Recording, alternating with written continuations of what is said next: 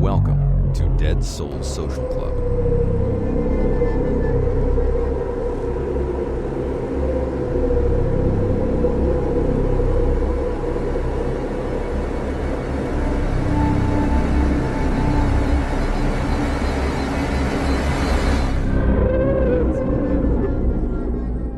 Good evening, everyone.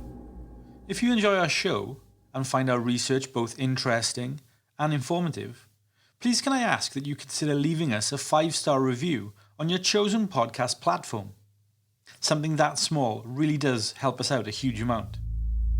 You can also find out more about us and our work by heading over to deadsouls.co.uk and checking us out.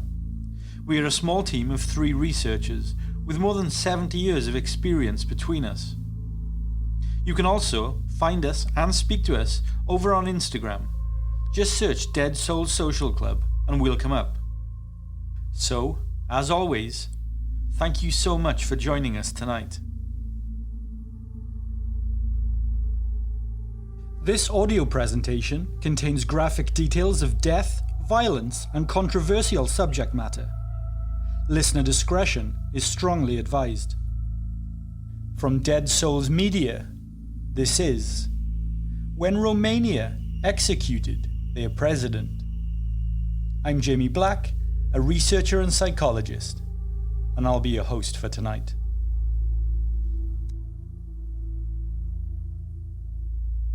Just a small little excerpt from history tonight. A historical factoid that is barely remembered or talked about now. Yet it happened in Europe just 35 years ago. Tonight's episode is a short one before we drop a much meatier installment later this week. It's the middle of December 1989. We're in the Palace Square in Bucharest, and it's almost freezing. There are over 50,000 people who have been brought here. Many were taken straight from schools or their workplaces. Some have been standing in the cold for more than 5 hours, and they are all waiting for one man. Their national leader, Nicolae Ceaușescu. For more than 24 years, Ceaușescu has ruled Romania with an iron fist. A tyrant, if you will. A few days earlier, protests broke out in Timișoara, a city in western Romania. The protests were triggered by a local priest who had openly criticized Ceaușescu. The secret police, known as the Securitate, attempted to arrest the priest, and for the first time, locals resisted his arrest. Ceaușescu's soldiers immediately opened fire. Quickly, news had spread, and protests were erupting across the country. Desperate to restore his image, Ceaușescu calls for a mass rally in Bucharest to be broadcast live on national television. But it will prove to be the biggest mistake of his life. Nicolae Ceaușescu was born in Scomisesti, a small village located in Alt County, Romania. Nicolae was the third of 9 children born into a poor peasant family. He was born on the 23rd of January 1918. According to his autobiography, Nicolae was born on the 26th of January 1918, but this was actually incorrect. A 3-day delay in registering his birth caused by his father had led to the mix-up in many sources. Nicolae's father, Andruta, owned 7.5 acres of farmland and farmed a few sheep. Nicolae would support his family and contribute additional funds by working as a tailor in his younger years. Nicolae studied at the village school until he was 11, at which point he left the family home for Bucharest, choosing to run away from his extremely religious and abusive and strict father. Young Nicolae initially took a job as an apprentice shoemaker. His employer, Alexandru Sandulescu, was an active member in the Communist Party. His employment and influence by Sandescu led Ceaușescu to soon join the Communist Party himself. Ceaușescu was arrested in 1933 at the age of 15 for street fighting during a labour strike, and again the following year for collecting signatures on a petition of protest against the trial of railway workers. The Romanian secret police identified Ceaușescu as a quote-unquote dangerous communist agitator and distributor of communist and anti-fascist propaganda materials. Ceaușescu was sentenced on the 6th of June 1936 to 2 years in prison for these charges, plus a year of house arrest following this. He met his wife Elena in 1939, following his release from prison. They would marry in 1946, following the Second World War. Ceaușescu was a firm ally of the Soviets, and was part of a communist welcome party that greeted the Red Army as it entered Bucharest in 1944. Ceaușescu spent most of the war in internment camps himself. At these camps, he and other communists were able to entice the guards with substantial bribes, and thus the camp authorities gave the communist prisoners a lot of freedoms in the running of their own cell block. The one caveat being that they did not attempt to break out of the camp. Following the Second World War, Romania gradually fell under the Soviet Union's sphere of influence. Ceaușescu would serve as the secretary of the Union of Communist Youth from between 1944 to 1945. Then, once the communists had seized power in Romania in 1947, Ceaușescu was elected a member of the Great National Assembly, which was the newly founded legislative body within Communist Romania. The following year, in May of 1948, Ceaușescu was promoted to a position of Secretary of the Ministry of Agriculture, and again in March 1949 to the position of Deputy Minister. With no military experience to speak of, Ceaușescu was made Deputy Minister in charge of the armed forces, being immediately awarded the rank of Major General. He would soon be promoted once again to the rank of Lieutenant General.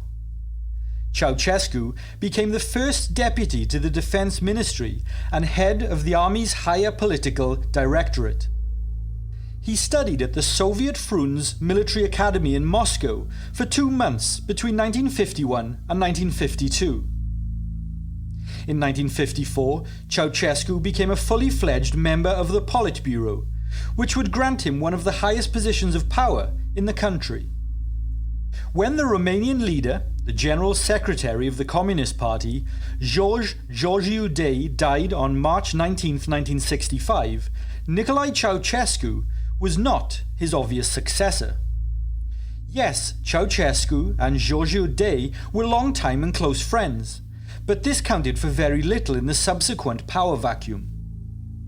Widespread infighting by older and more connected officials led the Soviet Politburo to choose Ceaușescu as the compromise candidate. He was subsequently elected General Secretary on the 22nd of March 1965, 3 days after Georgiu Dei's death. Ceaușescu quickly established himself as a popular figure in Romania, but also in the West. Romania operated a foreign policy which was independent of Soviet Russia, which won trust from Western nations. Press censorship and Romania's active participation in the Warsaw Pact were ended early in Ceaușescu's tenure. He also refused to take part in the 1968 invasion of Czechoslovakia by the other Warsaw Pact nations. The Soviet Union tolerated Ceaușescu's recalcitrance, mainly because it gave the Soviet Union an opportunity to have an ally on the inside in discussions with the West, although to the outside world, the USSR very much labelled Romania as an Eastern Bloc maverick state. Ceaușescu, however, through his foreign, economic and demographic policies, was focused on turning Romania into a major global player, a world superpower. To do this, Ceaușescu implemented an intensive industrialization program within Romania. He was dead set on economic independence for his nation and less reliant on the Soviet Union. Although Ceaușescu would refuse to incorporate economic liberalist measures. Further policies of national healthcare and improved national education standards were implemented under Ceaușescu's guidance. Both social and economic standards in the country improved massively in the 20 years following Ceaușescu's rise to power. But despite all of these seemingly positive and progressive steps by the country, Ceaușescu's popularity in Romania began to drop as early as 1968, and by 1989 it was at an all-time low. You see, under Ceaușescu's regime, the Romani people in Romania were viewed as an ethnic minority and were largely neglected in almost all elements of society and culture. The Romani people had no governmental representation, and Ceaușescu's policies almost entirely ignored their existence. On December the 10th, 1989, Czechoslovakian President Gustav Husak resigned from power. This directly led to the fall of the communist regime in Czechoslovakia. This meant that Romania was now the only remaining hardline communist regime within the Warsaw Pact states, and the USSR's power and influence was dwindling too. Laszlo Tokes was a Hungarian pastor who resided in the Romanian city of Timisoara. The Romanian secret police had accused Tokes of inciting ethnic hatred in December 1989, but Tokes resisted their arrest. He was supported by his church congregation in a very unusual show of support. The secret police were feared throughout the country, so this was not normal practice. Students soon joined Laszlo in the congregation, and a large-scale demonstration quickly erupted, which turned into an all-out anti-government protest. Romanian military forces, the mainstream police, and the Securitate secret police all fired on the protesters on the 17th of December, resulting in the deaths and severe injuries of men, women, and children.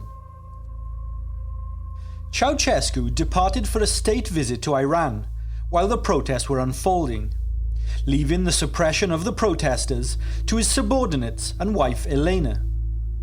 On the evening of December 20th, Ceaușescu addressed the Romanian people in a televised speech where he blamed the protests on interference from foreign forces and an external aggression on Romania's sovereignty. This was a serious error on Ceaușescu's part, however.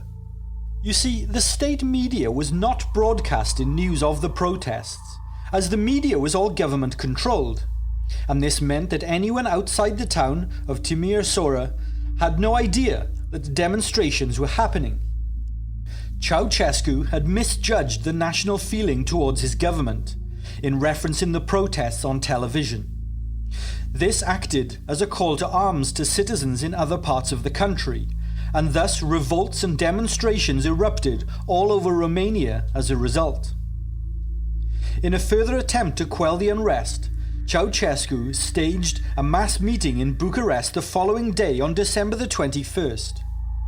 Official media presented it as a, quote, spontaneous movement of support for Ceaușescu, unquote. Ceaușescu stepped out onto the balcony of the Central Committee building in Revolution Square, Bucharest. As he waves to the crowds below, almost deafening cheers ring out. But something's wrong.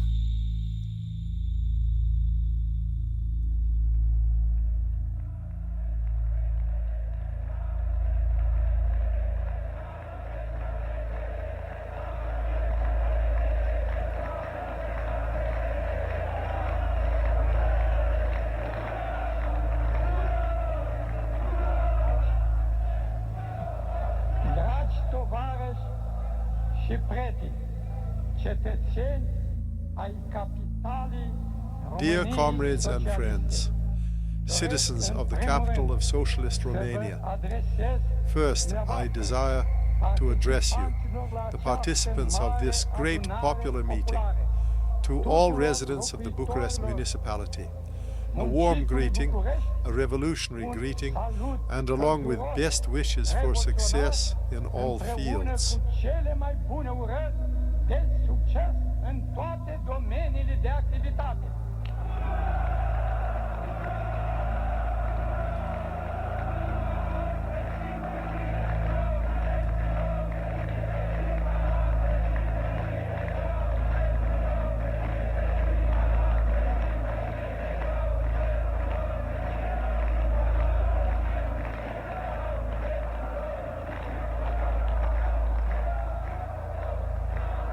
Doresc de asemenea să adresez mulțumiri inițiatorilor și organizatorilor. I want also to express thanks to the initiators and organizers of this great event from Bucharest, considering it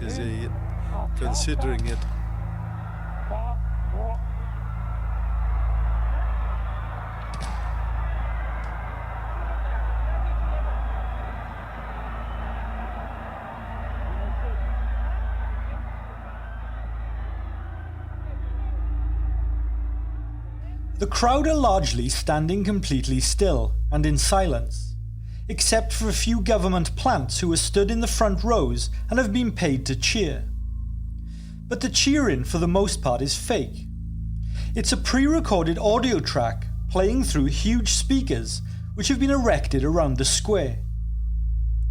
As Ceaușescu begins his speech, just as he starts to thank the organisers of the rally, there are screams from the crowd. This is not part of the pre-recorded track. Elena Ceaușescu screams at her husband, quote, "Someone is shooting, take cover." They both hastily retreat inside the building. Ceaușescu's security guard tells him that demonstrators have broken through the barriers and are heading towards the Central Committee building, the building where Ceaușescu and his wife are stood at that exact moment.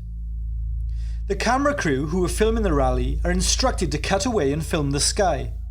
Security guards manage to hold the crowd back, but that won't last for very long. Ceaușescu orders tanks, soldiers and his secret police to crush the protest by any means necessary. That evening there's so much blood in the streets that the military has to hose it clean with huge water cannons. Ceaușescu is relieved and convinced that the uprising has been defeated. Everything will now be back to normal, he tells Elena. But he's wrong. Before dawn arrives, masses of workers are leaving their factories and heading towards the city centre. The soldiers and police are sent in to control the crowd once again, but their focus and tone has now changed. The police and soldiers suddenly refuse to shoot and join the protesters themselves. This is a grave concern for Ceaușescu.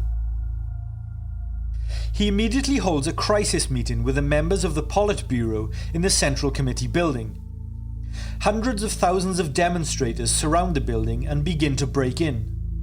With protesters now inside the building and just moments away from reaching Ceaușescu, a helicopter lands on the building roof where both Nicolae and Elena are carried aboard by the bodyguards, both visibly shaken and fearful. Together with their bodyguards and two senior Politburo officials, they take off. The pilot immediately heads towards Ceaușescu's residence to the north of the city. Ceaușescu won't stay here for too long, however. Whilst at his official residence, he desperately tries to summon military support. But the answer that comes across the radio is clear.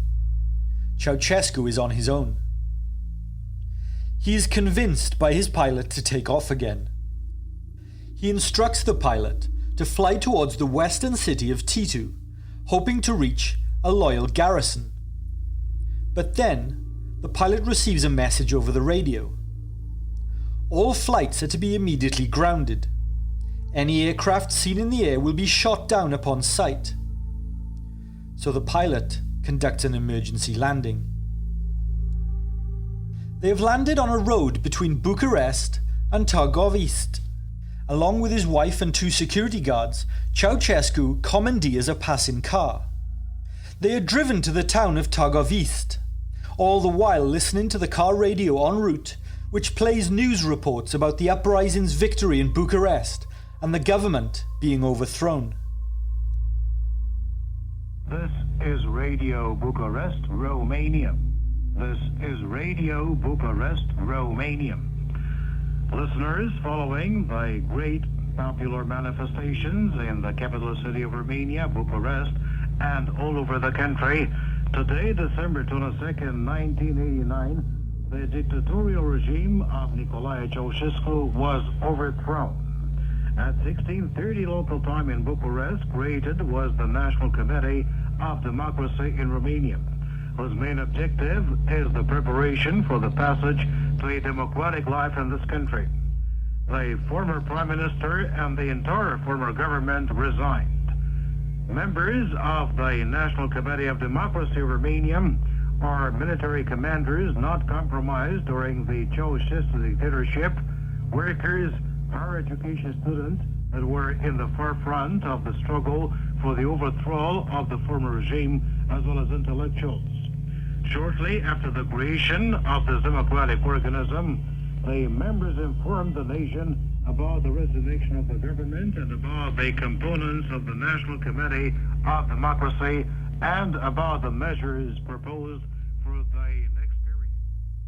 They arrive at the Agricultural Institute on the outskirts of the city, where the institute director welcomes them and escorts them to a small room where he assures them they will be safe. He locks them inside. Shortly after, local police arrive and arrest both Nicolae and Elena Ceaușescu and hand them over to a nearby military barracks in the city. The newly established government is determined to bring both to trial as quickly as possible, and so the day after their capture, Ion Iliescu, the new Romanian head of state, signs a decree establishing a speedy military tribunal to be carried out right away at the barracks where they are being held. They're accused of genocide, of destroying the country's economy, and attempting to flee with over $1 billion in foreign banks. During the trial of Nicolae Ceaușescu and his wife, their crimes are read out to them. Ceaușescu laughs at the accusations. The trial, of course, is largely for show. It only lasts around 2 hours and takes place without any real defence or chance of appeal. Ceaușescu refuses to recognise the court or its legitimacy. The tribunal finds both him and Elena guilty on all charges. Both are sentenced to death by firing squad, with the order to carry out the sentence right away. Ceaușescu tries to appeal the decision, begging for a reconsideration. His request is denied. Before being led out of the room, Ceaușescu turns to the security guards and says that he wants to be executed alongside his wife. They agree to this request. As soldiers begin to tie their hands with rope, Nicolae and Elena refuse to be restrained and put up a struggle. Both argue with the soldiers, saying there's no need for it and that they are not going to run. They are restrained anyway, and their pleas are ignored. They are then escorted out into the courtyard and placed against the rear wall of the barracks. Elena begins to scream and shout insults at the soldiers who are preparing their weapons. She starts crying. Nicolae remains calm and silent, staring forward, emotionless. Then Nicolae Ceaușescu begins to sing the first line of the Internationale, the Workers' International Battle Song. Here is the official transcript from the trial. I do not recognize this court. You have never been able to hold a dialogue with the people. You were not used to talking to the people. You held monologues and the people had to applaud, like in the rituals of tribal people. And today you are acting in the same megalomaniac way. Now we are making a last attempt. Do you want to sign this statement? No, we will not sign, and I also do not recognize the counsel for the defense. Please make a note. Nicolae Ceaușescu refuses to cooperate with the court-appointed counsel for the defense. Mr. Chairman, we find the two accused guilty of having committed criminal actions according to the following articles of the Penal Code. Articles 162, 163, 165, and 357. Because of this indictment, I call for the death sentence and the impounding of the entire property of the two accused. Even though he, like her, committed insane acts, we want to defend them. We want a legal trial. Only a president who is still confirmed in his position can demand to speak at the Grand National Assembly. If he no longer has a certain function, he cannot demand anything at all. Then he is treated like a normal citizen. Since the old government has been dissolved and Ceaușescu has lost his functions, he no longer has the right to be treated as the president.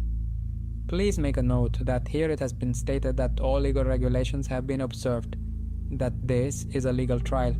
Therefore, it is a mistake for the two accused to refuse to cooperate with us. This is a legal trial, and I honor them by defending them. You have acted in a very irresponsible manner.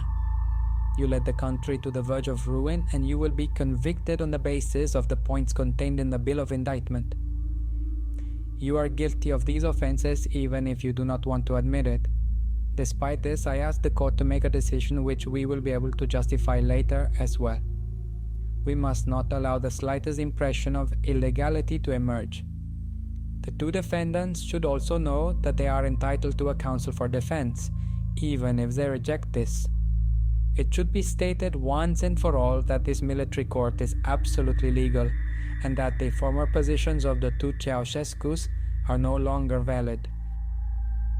It is very difficult for us to act, to pass a verdict on people who even now do not want to admit to the criminal offenses that they have committed during 25 years and admit to the genocide, not only in Timișoara and Bucharest, but primarily also to the criminal offenses committed during the past 25 years.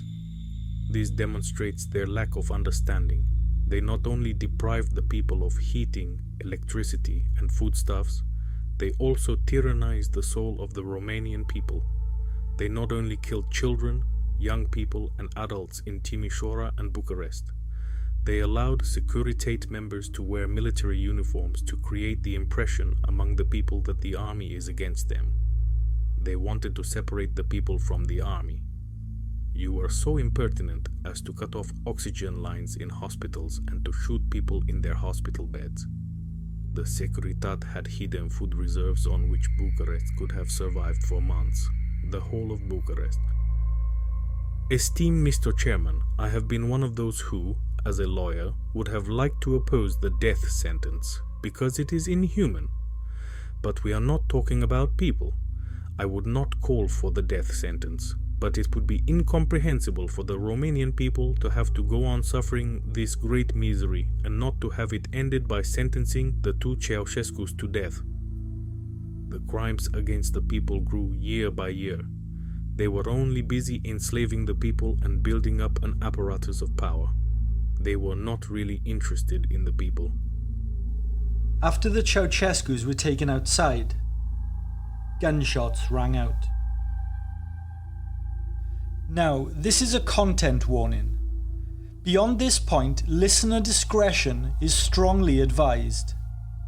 The Ceaușescus were executed and their deaths broadcast on national television in Romania.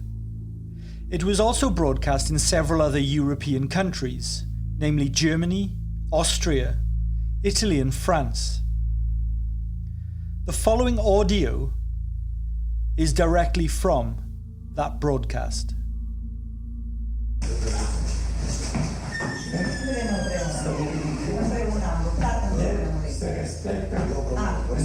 Dacă vreți să ne omorâți, ne omorâți pe amândoi. Împreună. Nu. Împreună. Nu, dragă. Nu. Mergem împreună. Both Nicolae and Elena are resisting the ropes at this point. Dreptul să fim împreună. Gata.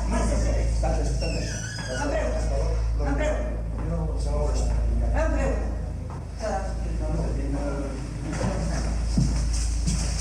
Ce vrei să faci?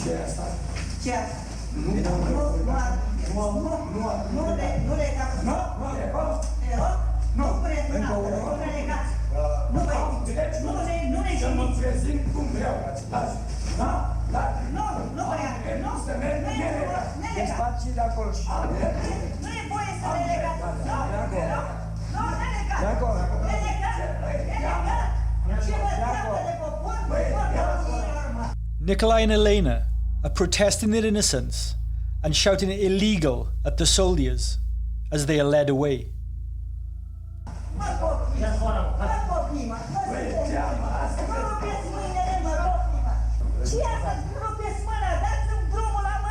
Dacă, bine. Dați-mi drumul! De ce faceți asta? Dați-mi drumul! Aoleu, măi băiatule, mă, nu mă da, mă! Acum, jumătate de regiment sunt morți în București din cauza noastră. Ai noștri. Colegii noștri, frații noștri, colegii noștri sunt liberi. Au copii care mor. Și că vorbim de sus, și părinții de sănător. Nu ne minte nimeni. Now, with their arms tied behind their backs, Elena and Nicolae are marched outside with their heads bowed low. Nu vă minte nimeni. Noi suntem aici așa, păi cine? Mai avem puterea? Mai avem puterea?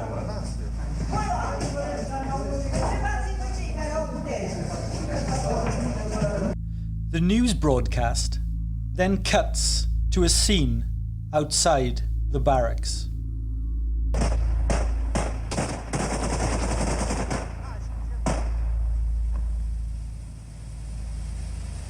Frate, nu mai trage nimeni. The next day, Romanian television news showed footage of the bodies of Nicolae and Elena at the foot of the barracks wall, a gruesome and uncensored image on national television. The two Ceaușescus were now gone.